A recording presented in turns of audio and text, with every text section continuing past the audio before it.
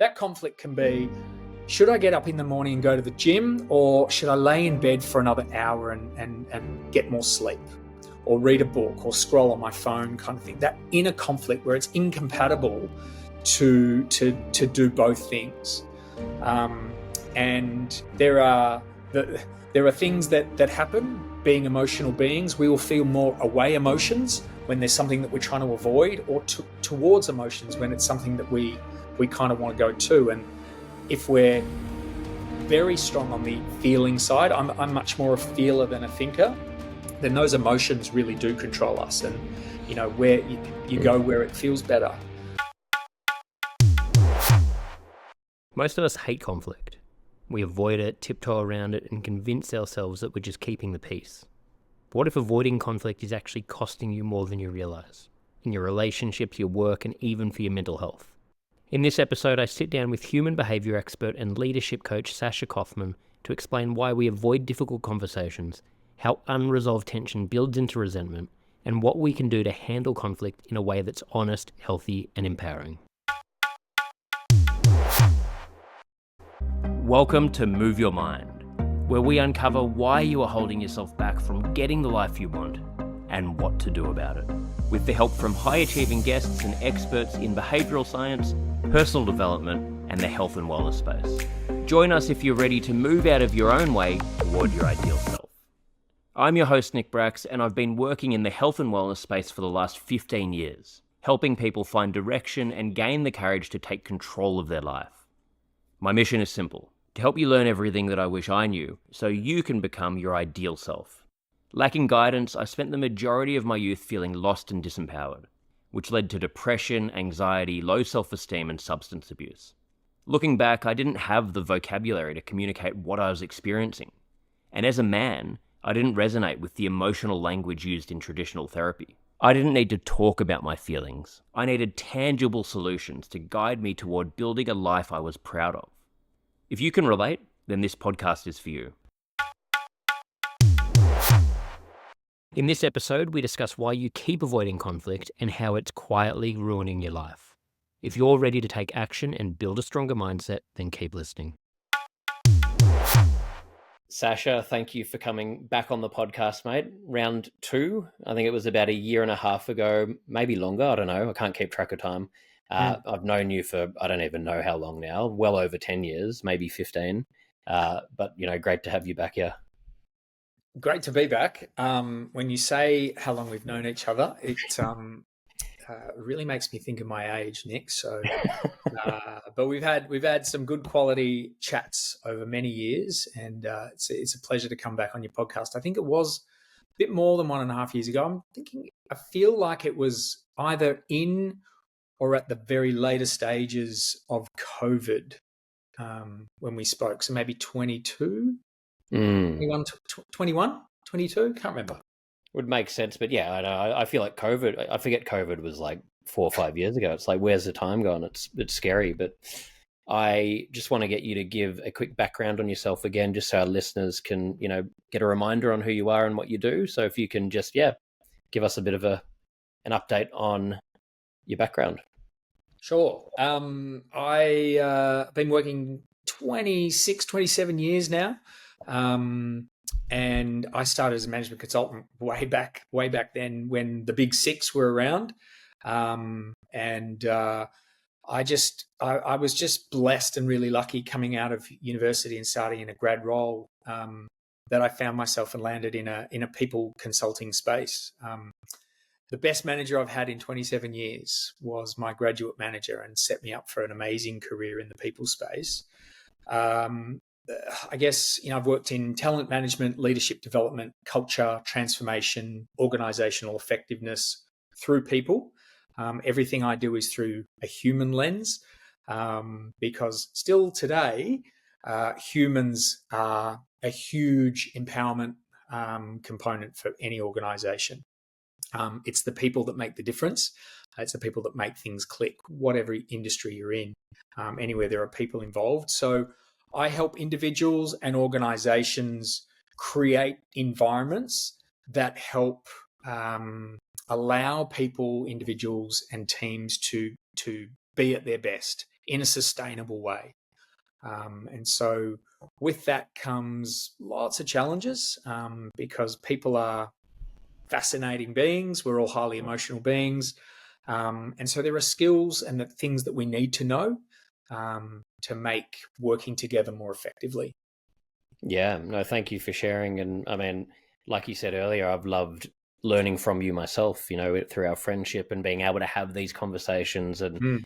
love how passionate you are about this topic, because like you're saying, I don't think anything's more important really, because we don't get taught about this stuff. It's kind of crazy that, like you're saying, even in this day and age, this is something that we need a huge amount of work on. And it is so complicated because you're, in a workplace, you're going to have all these different personalities. How do you educate people to understand themselves and then understand how to deal with a very different personality and not let that feel like it is an attack on them, which I guess is, what we want to talk about today, conflict.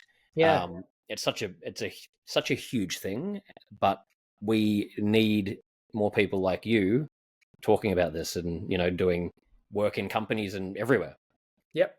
It's funny you say that, because one of the biggest aha moments, the comment that you made around it's just crazy that we don't kind of get taught that is, what I teach fundamentally are human skills.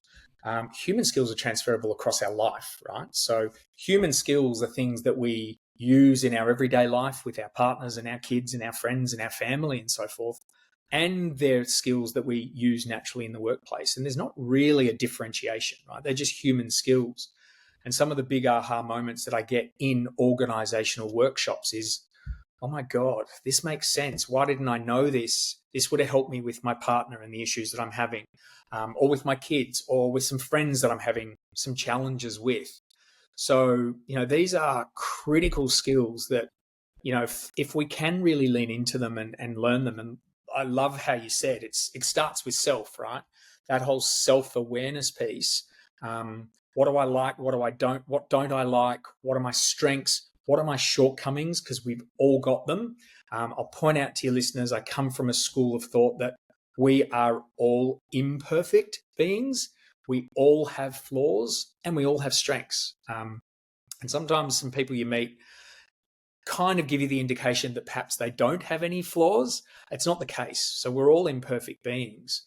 And if we can navigate that imperfection through understanding, we can live much happier, much fulfilled lives where our relationships, be they colleagues, managers, family members, partners, can all be so much better. And I think that's what we all want today, is to have a bit more joy in our life, rather than just little pockets of joy, but actually sustainable joy. And that's what sort of gets me out of bed in the morning, is helping people find that.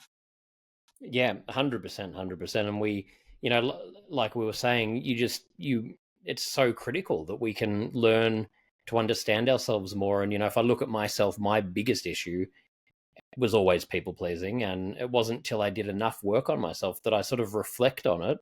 And I'm sort of shocked at how I was managing situations and the fears I had about saying the wrong thing to someone, about trying to bend to behave in a way that I thought they probably wanted me to behave.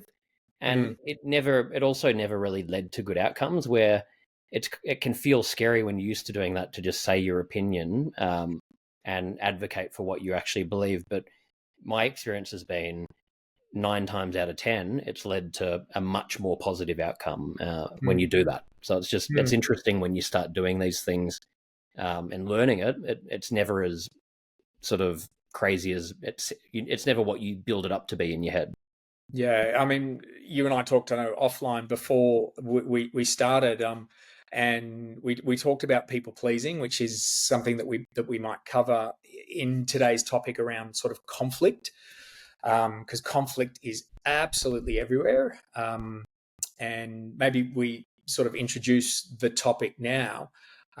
This is a topic that is really really important for all of us, because conflict is everywhere. I've just said. More and more organizations are coming to me right now and saying, oh, we want to do stuff with our team. and dig a little deeper and find out the questions. It's so what do you want to do? You want to elevate the team. It's a conflict. We've got serious conflict in our team. That has come up more and more and more and more. And or individuals that I'm coaching, they're finding that they're in conflict consistently with their managers, their colleagues. Many then talk about being in conflict with their partners, sort of more relational partners and or friends. So it is everywhere.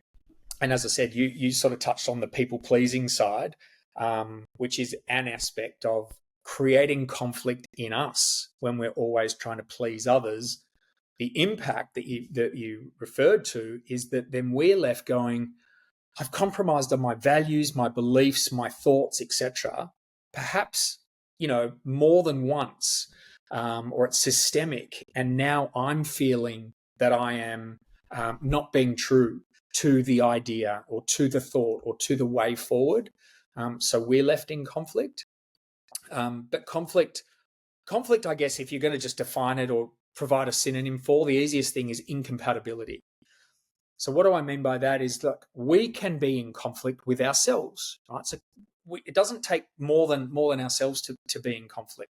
That conflict can be, should I get up in the morning and go to the gym, or should I lay in bed for another hour and get more sleep, or read a book or scroll on my phone, kind of thing. That inner conflict where it's incompatible to do both things.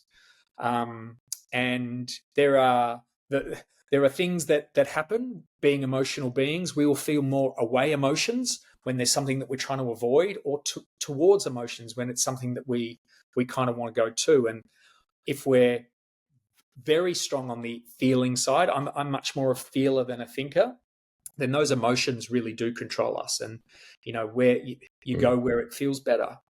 But a lot of, I think, what we'll talk about today is more about conflict with others, right? Whether that's one person, whether that's several people. There's got to be an understanding of why are we in conflict and what was our role in that conflict?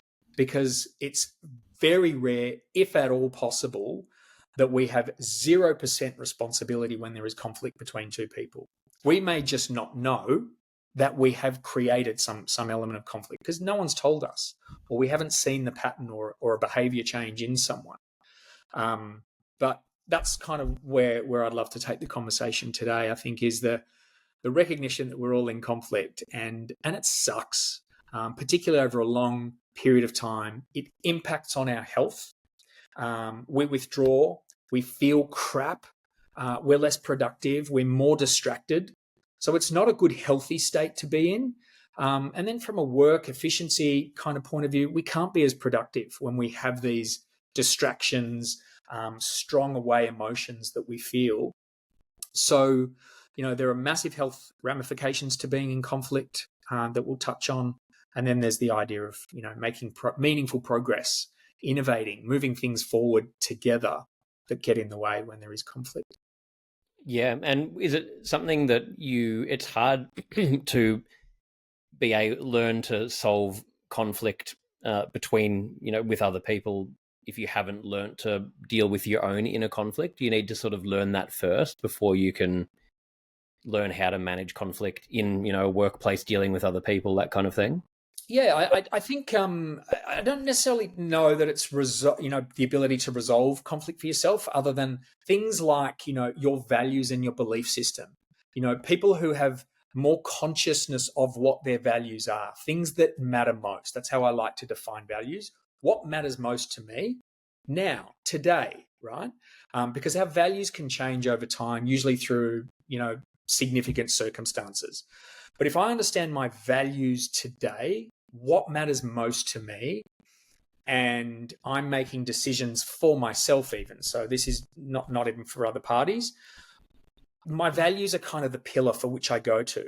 And if I'm thinking, do I do A or B, what aligns more with my values? That's a great way to anchor us and pull us into the right direction, and can help us really help us make that decision and resolve the conflict for ourselves.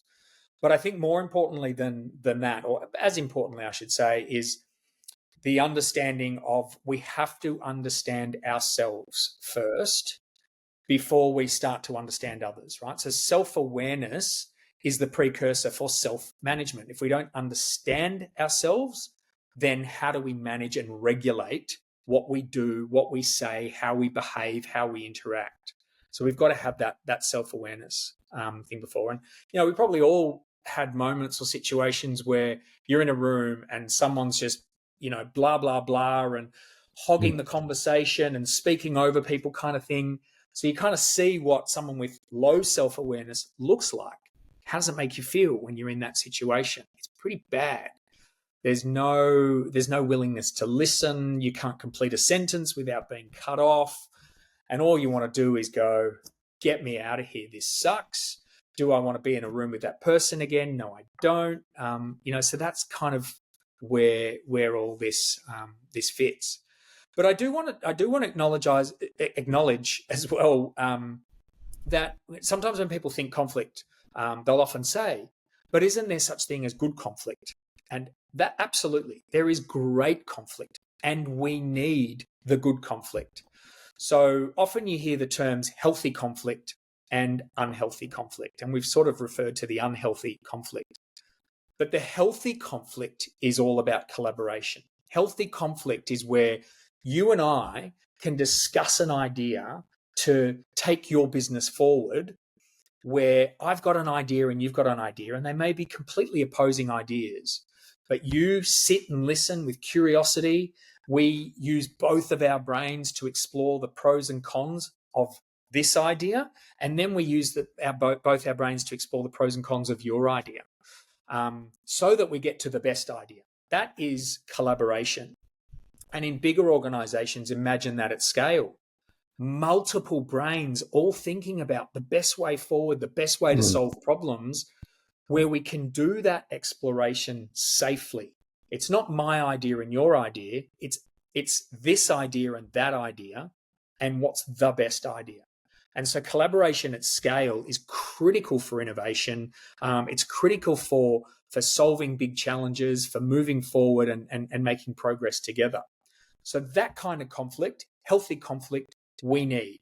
So if you think about a scale, we've got collaboration or healthy conflict on one end, where ideas win, and unhealthy conflict down the other end of the scale, where relationships suffer. Ideas win, relationships suffer. So that's kind of the scale. And the conflict that typically people think about is the unhealthy conflict, but it's just an important reminder that we need the healthy conflict. The idea to debate, challenge ideas safely, where I'm challenging your idea, I'm not challenging you as a person. And I'm showing you the respect in listening to you, understanding your perspectives, and then challenging or questioning the idea. You're looking to make a change, to lose weight, to get toned, to gain self-confidence, all in just 24 minutes a day, then go no further. You can check out the Move Your Mind community by going to nickbracks.start.page. The aim of getting to the best idea, not with the aim of humiliating you or putting you down or saying that sucks, right? That's kind of the key difference.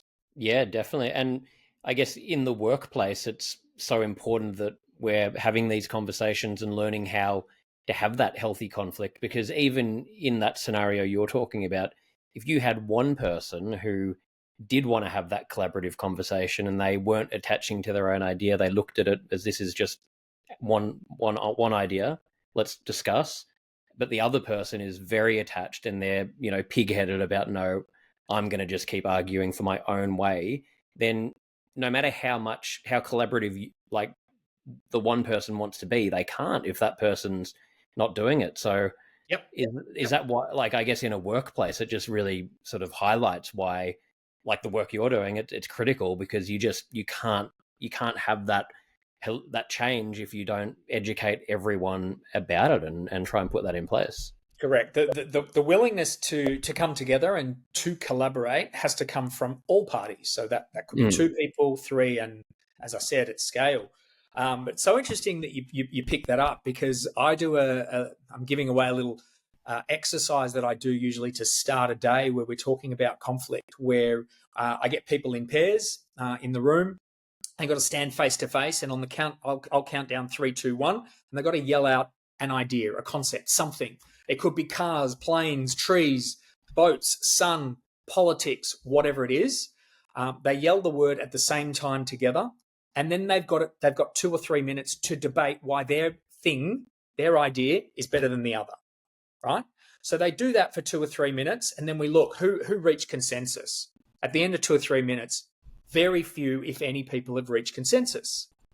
Then we get them to write. Round 2 is they'll write their idea on a piece of paper and go and hand that to someone else in the room.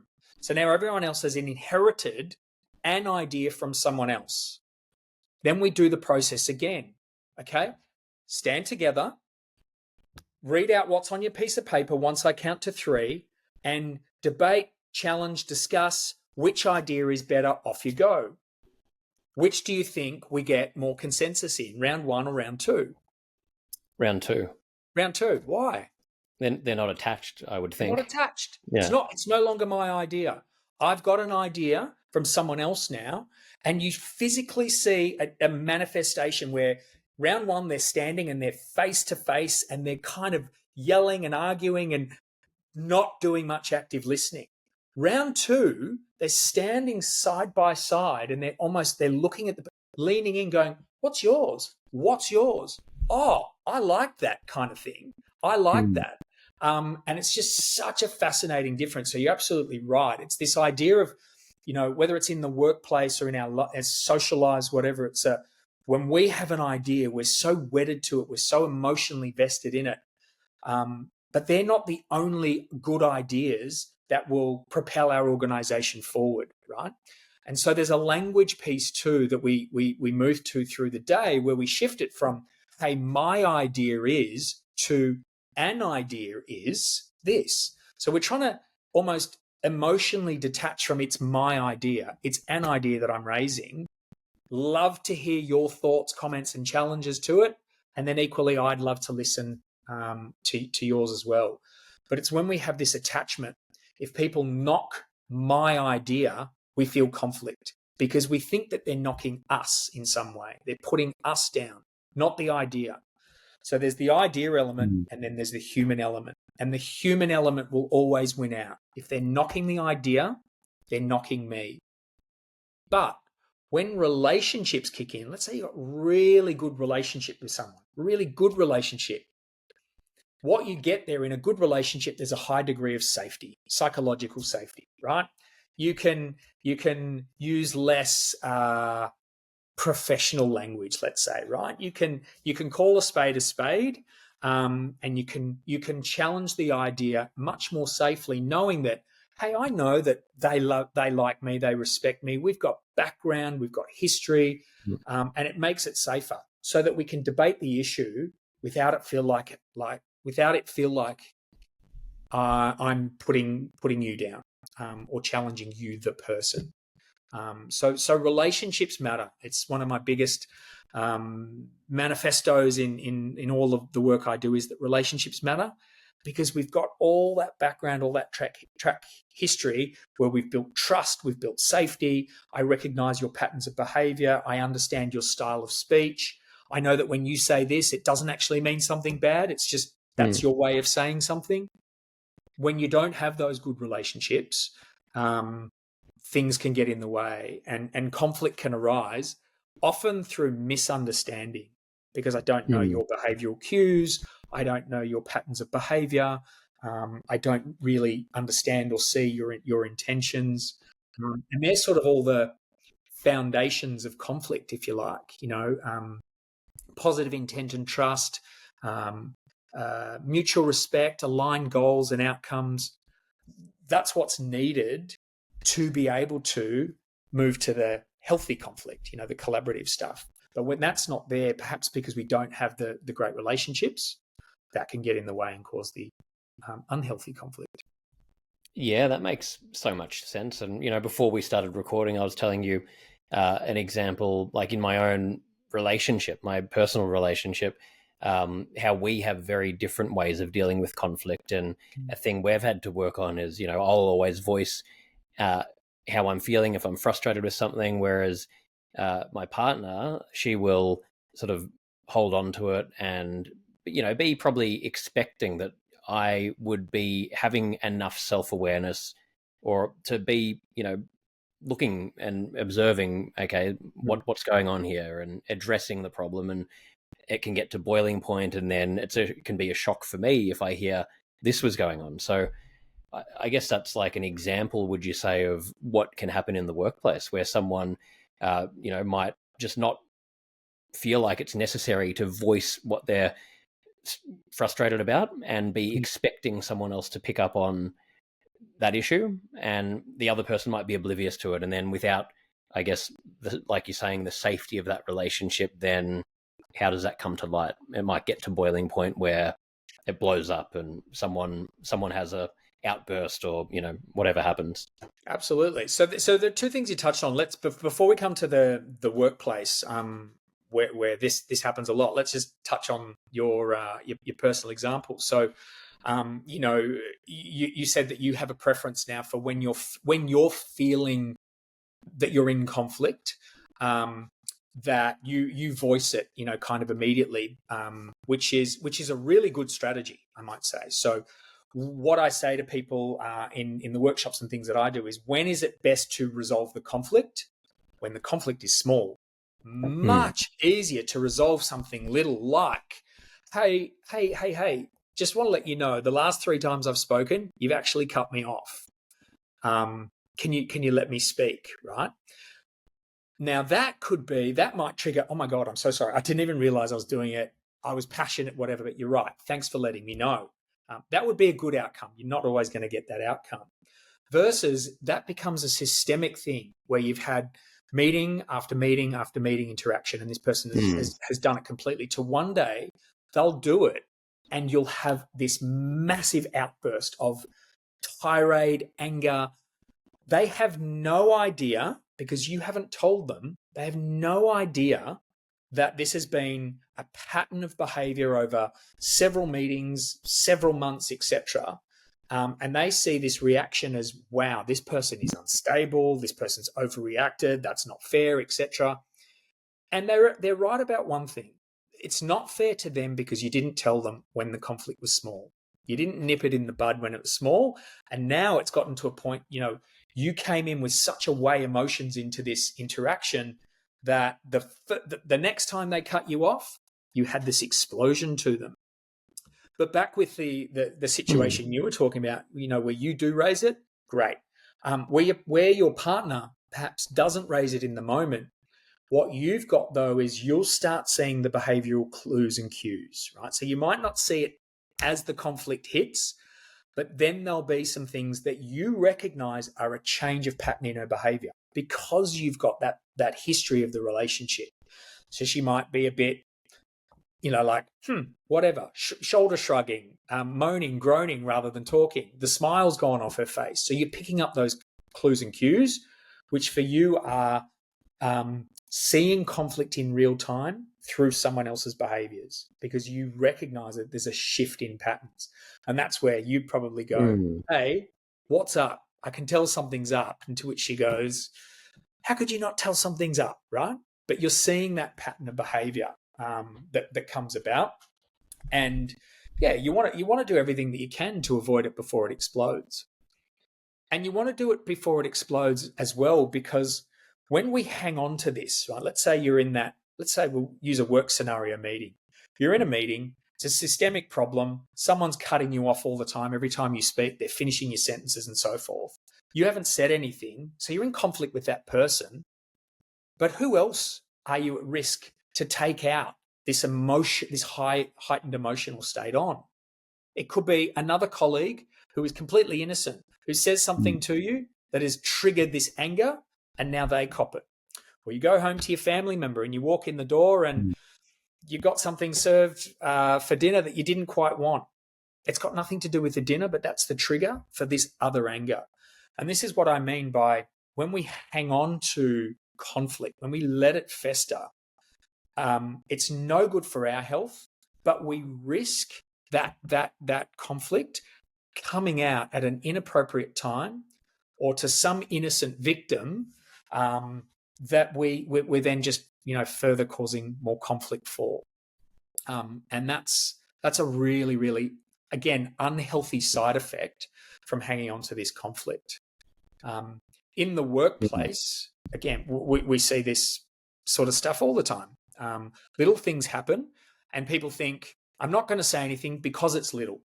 Now, there are psychological studies that have proven time and time again that it's something like 90-something% plus of small conflicts that are left unresolved either stay there or get worse. They don't just magically disappear. So this belief that, should I say anything? Should I tell the person that they just cut me off 3 times in this meeting? No, I'll let it go. It's not going to cause the change of behavior. And you'll see that time and time and time again. So when to resolve conflict when it's small, because it's like kind of a no big deal. But it's when conflict gets really big and then there is an outburst, that's a much harder thing to resolve. That's emotionally draining for everyone. Emotions are charged. There's a lot of baggage. Usually one poor soul doesn't quite know the significance and where it's from. They think it's this one incident. That's much harder, and that's the stuff that we all want to avoid. Yeah, I mean, it's such a huge topic because, like, all the stuff you're talking about, it just relates, in the workplace and every aspect of life. And yeah, if you're holding on to these different things, you're not resolving it. That's where so much anxiety comes from, and often we find it so difficult to confront it. Like the examples you're giving, because we might feel like, okay, I would like to bring this up, but I'm going to try. I feel like the feeling you're having is I'm being kind to this person because I don't want to upset them by bringing up this problem. So I'm just going to sit with it. And then you sit with it more and you get frustrated and you start resenting them, and then you don't know what to do. So it's so tricky because there's so many layers to dealing with this stuff. Yeah. And look, it comes down to what we alluded to earlier is kind of this people pleasing. I don't want to make them feel bad. If we stick to this example of, cutting me off, I don't want to make them feel bad. I want to people please. I want to be the nice person. Yet we're sitting there in this conflict. This has happened not once, not twice, now 3 times in just this meeting. And it maybe happened last meeting. And it's probably going to happen the next meeting. And so if I don't say anything, is it really going to go away? Unlikely to. So this saying that comes from Brené Brown, who is an absolute stalwart in the leadership space.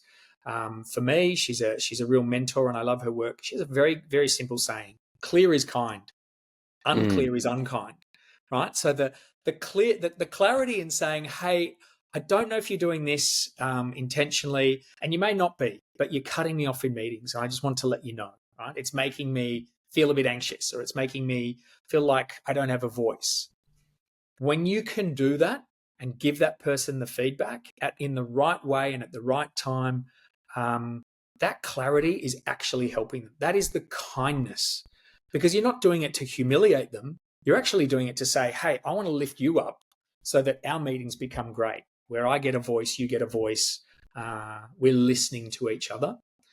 Clear is kind is a great thing. So the feedback component to resolving conflict is a really important one, right? Versus people pleasing, right? Yeah. The people pleasing is awful because we are the ones that are then in conflict. We walk away feeling disrespected, undervalued, misunderstood, because we haven't been able to get our voice across because this one person is just completely dominating meetings and talking over us. And no one's had the courage to help them see that this is a blind spot and is actually negatively impacting the meeting. So yeah, clear is kind, great saying, comes from Brené Brown's Dare to Lead book, which is a fantastic read. I love that. Yeah, I love that saying. That's so simple, like you said, and I'm going to keep that one in the back of my mind as well. What would you say in that scenario to someone if you're practicing that clear as kind? You're doing the right thing, you're bringing it up in a nice way, but the person just reacts horrifically. Maybe this person, they just can't handle, being told anything, and then that might make the person who was trying to do the right thing then just have a fear of doing it again and, withdraw. What would you say when that happens? How can people manage that kind of situation so it doesn't Yeah, stop them from great question, Nick. And this sort of thing happens all the time, and this kind of moves into when we talk about feedback, that we all need it. We need to seek feedback in order to improve if we really adopt the growth mindset, and we need to give feedback. And we need to do both equally where we can, actively seek and actively give to lift us all up. But also I recognize that we do work with or interact with some challenging, difficult people. They might be ego driven. They might be having a bad day. That's one of the things that we have to understand too, is that there's so much that we don't know about what a person is dealing with in the moment. So again, come back to relationships matter. The more we have the relationships, the more we tend to know at least a little bit more about things that may be going on with that person at work, private, etc. But those things do factor in. But for the person who's giving the feedback, there's an enormous responsibility. How we give feedback matters. We have to be well-intentioned in giving the feedback. So feedback, even if it's constructive or deemed negative, is not about humiliating the person. It is about showing them that something that they're doing is having a negative impact, maybe on me, on others, and that you want to call their attention to it, because they may not even know they're doing it. It could be a blind spot. If they know they're doing it and are doing it out of spite or irrespective, that's an issue. And that is where there is a challenging person. But first and foremost, there's the responsibility on the individual to go, I want to help this person see that what they're doing is having a negative thing. So how do I give the feedback? Are you interested in joining a community of like-minded people who are on the same journey as you are? Even though you're the one that needs to do the work, you don't have to go it alone. You can find all of the information at nickbracks.start.page. I just want to ask you then, when do you think is the best time to give feedback? If we use that example, someone's, you're in a meeting, there are multiple people in the meeting, someone's just continually cutting over you, potentially even other people. When's the best time to give someone that feedback? I mean, I'd say as soon as you're aware of it, and then doing it somewhere private. I mean, I don't think anyone's going to want to hear that.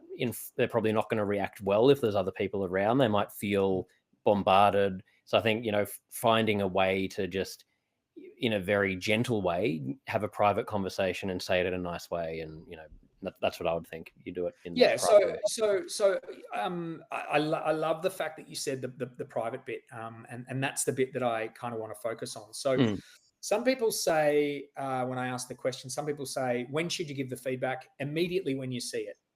And I like to one up that answer by saying, I understand what you're saying, like nip it in the bud, which is kind of what we said earlier on.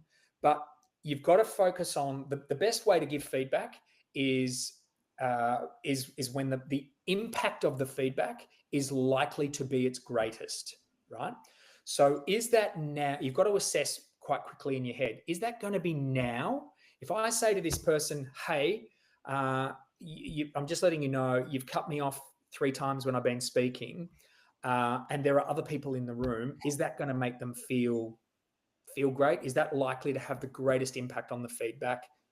No, because there's the potential for the humiliation in that there are other people there. But what is a great way to do the feedback potentially, and this was a scenario that we've seen recently, is just in the moment, is just for someone that's hanging on to this and wants to give the feedback, is avoid the feedback, but just call the behavior in the moment. Just go, hang on. Just let me finish before you cut in, or let Joe, Mary, whoever finish before you go on. Because that's the awareness. That could be just hey, you might not know you're doing this, but you are, and I just want to call you on it. But I'm doing it in a friendly, jovial way. Then once the meeting's over, to your point, that private cordial, hey, sorry for the call out in the meeting. I just want to let you know, a few of us observed that, when we were speaking, you were cutting us off. And the impact was that people started rolling their eyes. You could see them kind of getting frustrated. So I'm not sure if you were aware of it. but I just want to draw your attention to it. And I'm having that conversation privately, quietly, jovially, as soon as I can, but not in a way that they would feel exposed or humiliated, right? Yeah. So when is the best time to give feedback? Don't think immediacy as the priority. Immediacy if you think the impact is going to be significant. If you don't, and you think the feedback is actually going to cause them humiliation or retribution, etc., hold it and then find a time privately where you can kind of give them the feedback. And then, still to your point, you might give them the feedback. It might be done in the most polite, courteous, professional way, but they don't take it well in the moment. Again, you've done your part, you've done your bit. There are all those other elements that we don't understand. They might have had a huge fight with their partner in the morning, come to work, and they're carrying that with them. So you're just triggering them now on some other things. They might come to you later on and go, look, I reflect, I'm really sorry about my outburst. You were right. I had some stuff going on and I shouldn't have responded that way. But the responsibility is on you to give the feedback with impact, to mean well, and to equally invite or seek feedback, in those moments yourself, where you can, right? If we're constantly seen as people who like to give feedback, but we're never seen as people, or rarely seen as people, who like to actively seek feedback, that's also a problem, right? That's going to create conflict, because we've got to recognize that we need it too. Which can, you see both sides of the coin a lot of the time. And so I guess, and I love that example of, doing it in that way in the moment where you're standing up for your value. You feel like you're being spoken over. You're doing it in a nice way, but in real time. And then that sort of establishes you've brought it up. So then when you go and talk to them privately, it's not as confronting, and you can find a way in, and you probably have, it builds probably more of a connection in your own mind that I am going to become the kind of person that doesn't allow these things to just go, to slip between the cracks. I'm going to, really make sure that I do, and, sit within myself. And then, and then I guess reminding yourself because I think that can be really tricky when people don't react well, reminding yourself, well, I've done this from the right intention. I'm being true to my values, and just keep reminding yourself that if you get triggered from them reacting badly too. Totally. And the intentions word is so key. My intent in giving constructive, negative feedback is always to help you perhaps see something that you didn't, or to help you understand an impact of your behavior that maybe you didn't necessarily know you were having. These kind of blind spots that we all have, that is kind of the intent. Now, if you've got strong relationships with a person, you don't necessarily need to explicitly say, hey, my intent is, but maybe if you don't have it's you overtly say it. Hey, my intention in giving you this feedback is just to make you aware of something, right? But I'm intentionally trying to lift you up, help you, rather than I'm intentionally trying to humiliate you or tell you that you're bad. Very, very different from the mindset of the receiver. And then once you've given the feedback, all the power sits with the receiver, all of it. How they choose to accept it and when, that's up to them. You've done your part, and now it's up to them. So it's a big part of it, breeding a culture in a workplace where, it's really known that, we give each other feedback. We should be seeking feedback. We should be continually knowing that that's in the culture of the place. You're not going to react as badly because you already know that's about your own best interest. And then everyone's going to be behaving from that lens. That's a huge part? Absolutely. When I'm doing work with organizations, typically we try and build a high performance culture. And in any high performance culture, if you think of a high performing team, for me, I go to Formula One, right? I think it's such a great example of a high performing team. It's high technology, it's high stakes, it's incredibly fine margins. We're talking milliseconds. And how do we get a driver on pole position by 1 millisecond? The whole team has to come together, and in all the practice rounds, they're trying something, they're giving feedback. The driver's giving feedback to the engineers are giving feedback to the driver. They're sitting and listening. So it's kind of like that's what we do, but it's not just in sports. That's in high performing corporate organizations, high performing startups, high performing scale ups, whereby everything we do, when we do it, we actively seek for feedback. So I really like to say, what's the best way to give someone feedback?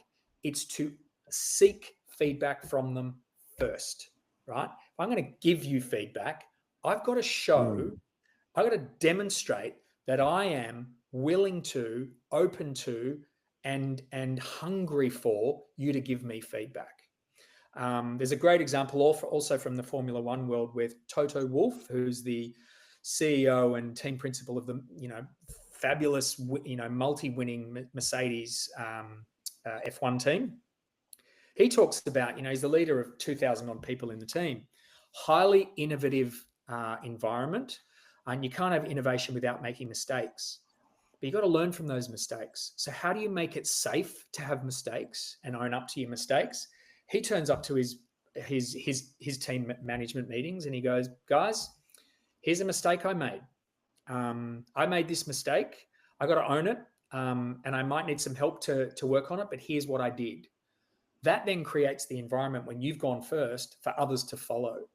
And it's the same thing with feedback. If you want to create a culture of feedback in your organization, the leaders have a responsibility to demonstrate that they too expect feedback. So the willingness to ask for feedback before giving feedback as the leader is a great way to make it safe, to make it culturally the norm, to raise the intentions to being good intentions rather than negative intentions. And that's how you get a high performance culture, when this is the norm. Us giving feedback almost after everything we do, every presentation you do, every meeting that you have, etc. Here's something that I thought you did really well. The positive reinforcement is super critical, as too is the growth opportunity around that didn't land with me. Maybe you could have done this differently. That's a phenomenal culture to have in organizations. And then you see that when that happens over a period of time, the harmony, the joy in coming to work, the collaboration, the ideas, the momentum, the acceleration goes through the roof, right? I'm blessed to see with organizations I've worked with a long time, that accelerated progress forward. They attract better talent into those organizations. They retain talent. They're not at risk of losing talent, who have unbelievable capability, but it's the glue of the culture that's holding them in. And that is a fantastic, critical element for any organization that wants to make meaningful progress moving on. I love that, mate. And I love that example of, with Toto Wolff, of going and, he's the leader of this organization and he's owning his own mistake and he's leading by example in that way. And, distilling this myth that this perfection thing, you were talking earlier about perfection, some people putting on the front that, they are perfect or wanting to be seen in that way. And none of us are, like you said, we're all flawed. So just putting that on display and it's like this sigh of relief for everyone else of, oh, wow, if our leader even makes mistakes and talks about it, great. We can do the same thing. It would just be such a relief. So I think such good examples. You sort of touched on it there. What are some of the negative outcomes of not having a collaborative workplace where this stuff's not addressed? And what are some of the changes that happen on a broad spectrum in a company when, like the work you're doing, when these changes are made on that cultural sort of long-term spectrum? Yeah. Unfortunately, there are lots of negative outcomes from, sort of not having a good collaborative culture, where the unhealthy conflict is getting in the way, because it gets in the way of progress in moving forward together. And when we move forward together, well, that's acceleration, right? It's more fun, it's way more joyous, and we can do things more quickly, right? We've got multiple brains working on something together. We know that 1+1 is 3 equation when things are going well. So conversely, when things aren't going well, we have people withdrawing, people not speaking, people withholding or sharing information that is required and needed for maybe a different area to make meaningful progress. We have bitching and backstabbing and whinging and all that kind of stuff going on, which creates toxicity in a culture. So then people start going, oh, do I really want to go into work today? I might take another day at home. I don't want to be there. And then ultimately you get to the point of, hey, this place is just so toxic, I don't want to go back. So you start losing talent. And if you're an organization and a key brand out there in a competitive war for talent, people will know. People will reach out and speak to people who are at the organization. They often ask, what's the culture like? It's a challenge. It's tough. There's a lot of fighting. There's a lot of bickering, etc. So again, you make it challenging for new talent to come in. It's incredibly easy for talent to walk out the door, and you just it's a distracting place to be. People are negative. People are down. They keep to themselves. They're highly withdrawn. You see it. You feel that vibe, right? It's negative. Versus, you walk into good organizations and there's joy. There are people smiling. There's noise. There's clutter. There's people talking with each other. Now, I work with all sorts of different organizations, so many for long periods of time. And then I have lots of new clients. And I can just get a sense of the culture from, just walking through the corridors, looking at the office plan, kind of seeing the interaction. People are very either, insular and just working to themselves versus there's really good banter, there's happiness, there's color. You kind of see that. So yeah, look, I come from in my world, I come from the culture trumps strategy world, right? Strategy, critically important. We've got to have plans to get stuff done and to take us somewhere, but it's the culture, it's the how piece. It's the how are we going to do this? How are we going to do this joyfully? How are we going to do this efficiently, effectively? We need to rally our teams to work together to do this. And when that happens, it's simple harmony. It's brilliant to watch. It's super rewarding.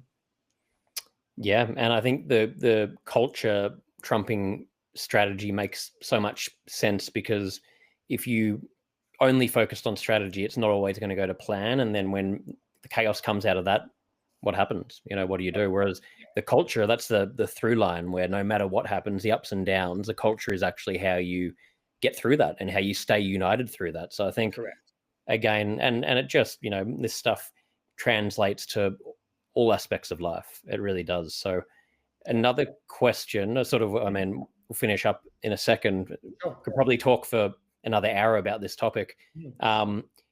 If there was just an individual out there listening to this and they're struggling with some of these things we're talking about and they don't know how to deal with conflict, they're having inner conflict, what would you say to anyone listening that as a first step? What could be a very first step they could take if they wanted to make a change in this area? Yeah, I'm sure there are plenty of listeners who are out there probably suffering some degree of conflict, and because it's so prevalent, right? Every day we're going to deal with conflict. We're going to encounter it. It's how do we respond to it? So I guess there are probably two parts to answer the question. One is, I would say, is the person struggling because they are the ones feeling the conflict? As in something's happened and they are now in conflict with someone else? Or is that person in conflict because they are seeing patterns of or a change in behavior in someone else to indicate that they're in conflict, but they have no idea what that is? So just to give you an example of that, I suffered this recently. I suffered some conflict with a family member. It was after my birthday party. It was 3 weeks later. I was messaging this family member, all sorts of things. And I was kind of just getting really nothing responses, which was a noticeable change in behavior, right? Which was the trigger for me. And so I eventually reached out and I kind of went, hey, is everything all right? Because I could tell that there was something up, but I didn't know if it was me, but I was feeling it. I was seeing it. And then the person wrote back and said, oh, look, I was pretty pissed off with you from something that you did 3 weeks ago at your birthday. And my head just exploded and went, something 3 weeks ago, something's happened. You're a family member and you haven't told me. So you've been sitting with this conflict and stewing over it and seeing messages and things coming from me. And every time that would have been a negative trigger, and you've left it to this. But not only that, when the person wrote to me, they said, oh, I am in conflict, or not in those words, but I've got an issue with you, but I'd rather resolve it in person. But I'm not going to be available for 2 weeks. So now they told me that now they've told me after 3 weeks that they're in conflict, but they're not going to tell me because they want to tell me in person. Why couldn't they have done that sooner? For another 2 weeks. Now I'm left with this awful feeling of what have I done? So how did that manifest for me? It was awful from a health point of view. I couldn't sleep, knowing that I'd upset someone, not knowing what I did. I was distracted at work. My productivity waned. I withdrew from other people because I just didn't want to do it. And this is way back to the beginning of the episode where I said conflict has massive health ramifications. It impacts on our health, our anxiety, our fears, our anger, all come to the fore when we are in conflict, particularly when there's uncertainty around that conflict. So eventually we did resolve it. I took responsibility for what had upset them. It was a misunderstanding of intention. So what they said to me, they gave me the feedback and I said, it wasn't my intention for you to think that, but I'm sorry that you did. So there's hey, for my role to play, I'm sorry. I didn't mean it that way, but that's how you took it and I'm sorry. Going forward, can we find a more productive way to resolve the conflict, which might look like this? Tell me in the moment. Tell me the next day. Impact highest in the moment, day after, when we're one-on-one, just tell me. And this could have been a nothing. But instead, she lived with it for 5 weeks. I lived with this for two weeks once I found out that I'd done something wrong, and it was awful.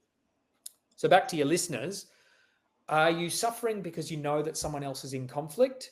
If that's the case, reach out and say, hey, I'm all ears. If I've done something, this is the openness, seek feedback. If I've done something to upset you, please let me know. Please let me know. That's the clear is kind. I want to let me know. I want you to let me know. If it's something that I feel has been done to me, the onus is on me to take the step forward and go, I need to give this feedback. Again, clear is kind. I'm giving you this feedback, or I'm sharing something that happened to me, and this is my interpretation of it. This is the impact it had on me. Let the person know, because they might say, I'm so sorry. I didn't mean that. I'm so sorry that you've lived with that. I won't do it again.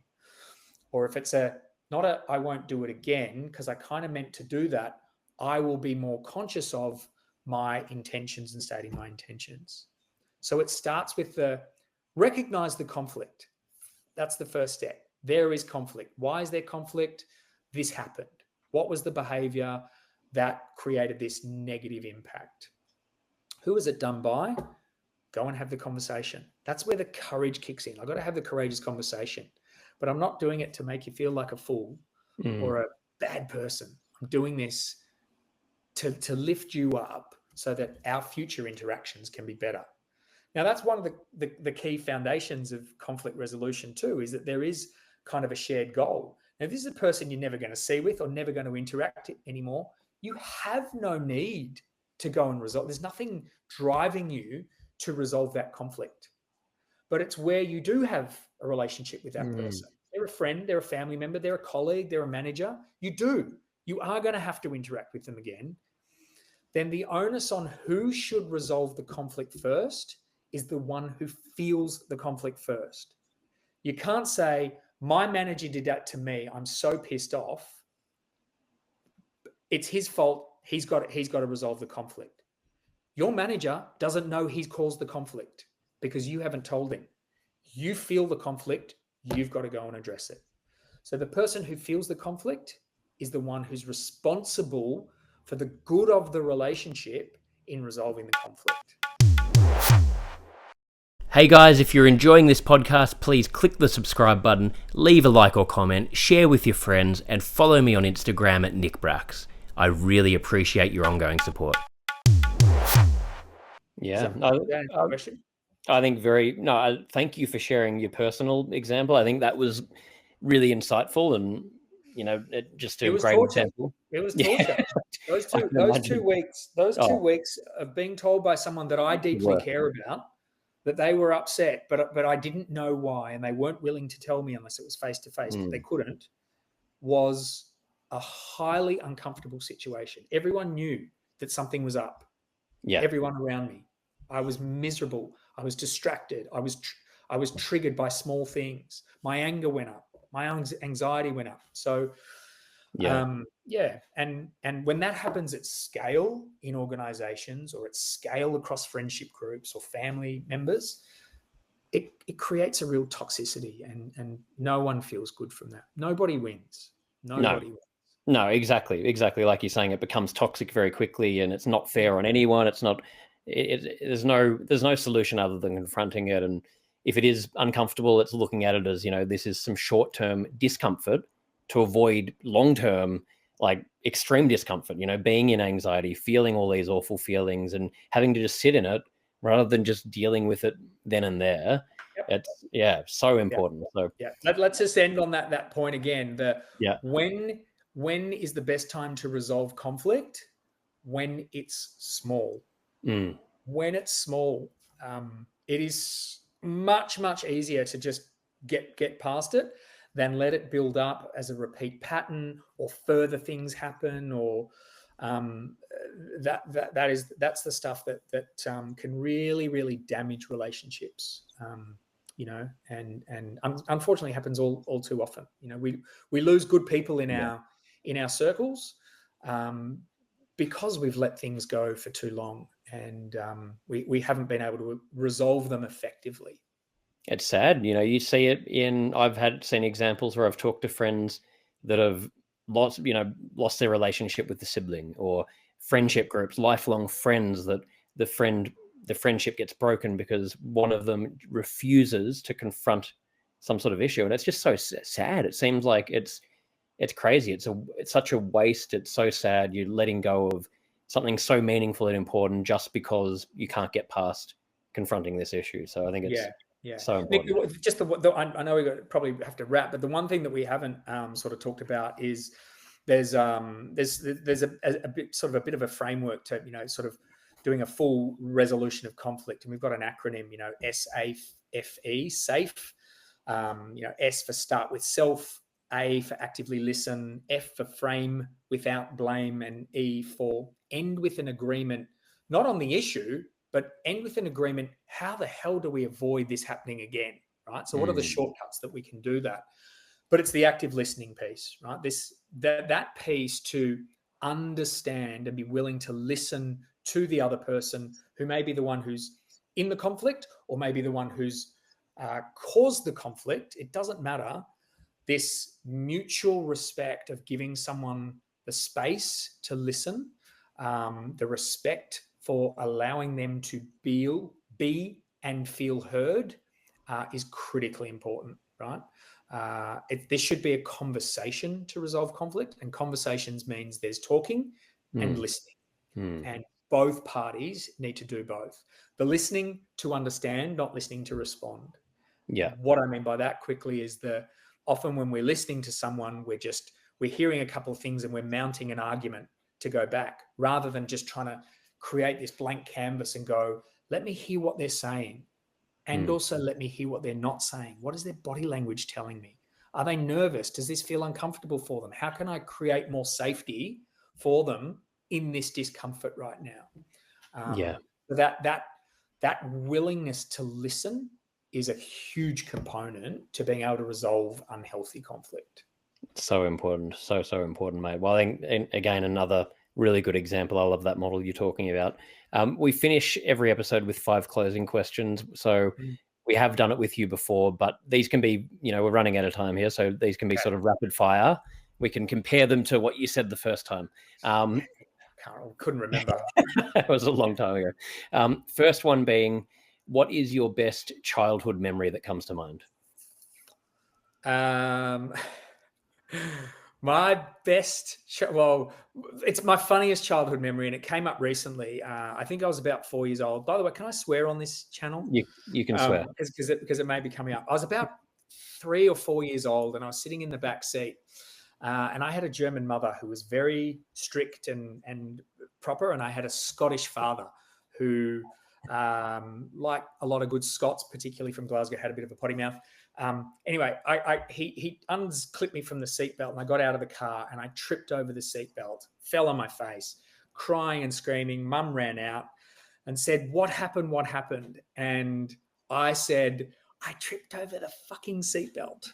And I was 3 or 4 years old, and Mum was such an anti-swearer. And I just remember her reaction and Dad's face trying not to laugh, but he was so proud of me. Yeah. I mean, still, I was in a world of pain, but I remember Dad saying to me, even, like a couple of days later, he's like, "That was really funny what you said to Mum." He's like, "That's my boy." So yeah, maybe funniest childhood memory was that, and it just that's hilarious. I love that. I love that. What do you think's currently the biggest burden on mental health in society? I think for me, if I think about me personally in that regard, I think it's the ease of access to social media and literally everything that's going on. We didn't even cover in the podcast, how much conflict there is in the world at scale, these wars and so forth. But I think it's the access to that, and I don't have an answer to it, but there is so much negativity out there that is just at our fingertips. And once we start scrolling, these horrible algorithms start feeding us with more and more and more of it. And I think I see the spiral in others. I have spiraled many times myself, going down those rabbit holes. So I think the social media and the ease by which we can just take in information that perhaps we don't need in the moment, or we don't need as excessively. That to me is a massive thing on massive issue for mental health in my view. Oh, 1000%. And I'd say 95% of the guests say the same thing. So it's shocking. What's your personal definition of happiness?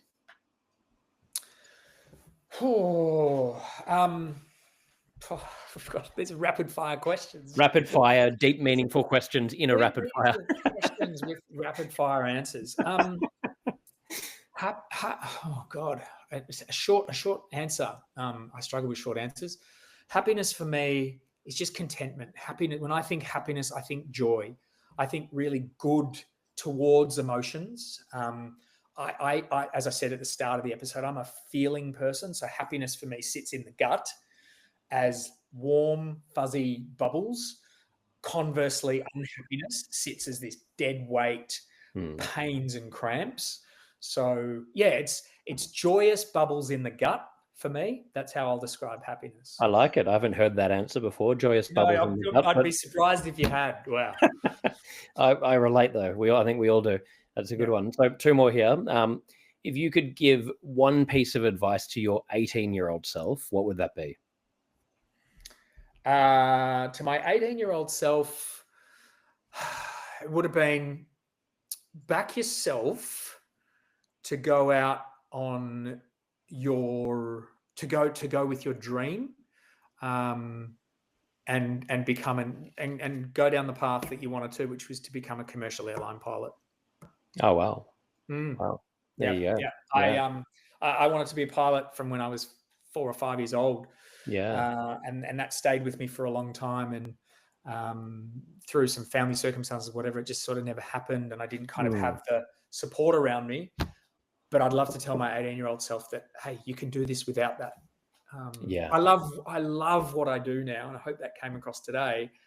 But that was back at 18. I didn't know that this is where I was going to be, and I thought I was going to be flying planes. Yeah, there you go. That's the thing, and we just do need to back ourselves sometime. Yeah. Yeah, I think you've gone down, you'd be happy with the path you've gone down, and it's, Yeah, you're doing all these amazing things, love. but it's a good example for anyone listening again, and you might not be 18, but just go and back yourself, whatever the hell it is you want to do.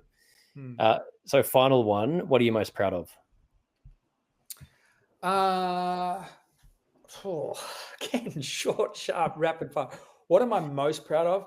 I'm most proud of the person that I am today, because not unlike anyone else in the world who has ridden some highs and probably fallen into some deep, deep lows, I feel like I'm in a really, really good space. I do have days and moments where I have those happy bubbles. I love what I do, and I love the impact of what I do on other people. That feedback that people will have, the referrals to other people, the I want more kind of thing, is the warm fuzzy feeling that I'm proud that I'm making a positive impact on people's lives. Yeah, that's it. I love it, mate. I love it. Well, and you are, it's amazing work that you're doing. So final thing, where can our listeners go if they want to learn more about you? Find me on LinkedIn. So if you're happy to share my LinkedIn link, more than happy for people to reach out and strike up a conversation. But thanks again for having me on the show. It was great to talk to you again, as always. Appreciate it, mate. So for anyone listening, we'll have the link to Sacha's LinkedIn and anything else in the show notes. Make sure to check it out. And yeah, thank you, mate. I'm glad we don't get to chat as often as we would like outside of doing a podcast, but I'm glad in the podcast we get to catch up and have these kind of conversations. It's always enjoy talking to you. So thank you for making the time. You too, buddy. All the best. Thank you, Sacha Koffman, for joining me today and offering your insights. And thank you for listening. I'd love to hear your thoughts on the episode and any suggestions for topics you'd like to hear about.